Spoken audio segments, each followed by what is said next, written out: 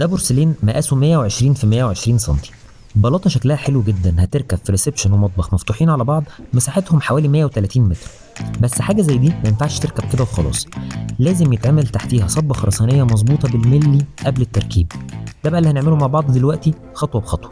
رقم واحد، بنحدد منسوب الفينش النهائي للارض، يعني الارتفاع اللي عايزين نوصل له لما نركب البورسلين، وده بيتحدد حسب تأسيس السباكة وارتفاع القواعد المعلقة.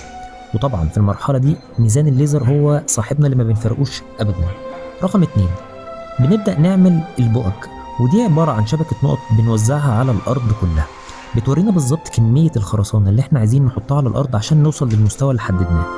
المرحلة دي بتكشف لنا الفروق اللي في الأرض، يعني هتلاقي هنا إن في أماكن محتاجة مثلا 20 سنتي خرسانة، أماكن تانية 12 وهكذا. الهدف إن كله يطلع سطح واحد مستوي تماما. رقم 3، بنبدأ نمد أوتار بين البؤج، ودي بتقسم الأرض لمساحات أصغر وبتخلي شغل الصبة أدق وأسهل. الأوتار دي كأنها خطوط الإرشاد بتاعتنا وإحنا شغالين، وبنمشي عليها واحدة واحدة لحد ما الأرض كلها تتساوي. رقم 4، لو عملنا بقى الخطوات اللي فاتت دي كلها مظبوطة وبنيجي نبدأ الصبة، الموضوع بيكون سهل. المونة بس لازم تكون قوية جدا ونسبة السن فيها عالية علشان تمسك نفسها كويس وتدينا أرضية صلبة ومستقرة ما تهبطش بعدين.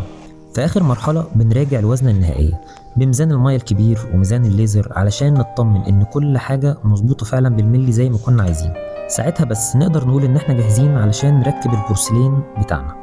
كده الأرض بقت ثابتة ومستوية وخلاص جاهزة للبلاطة الكبيرة دي.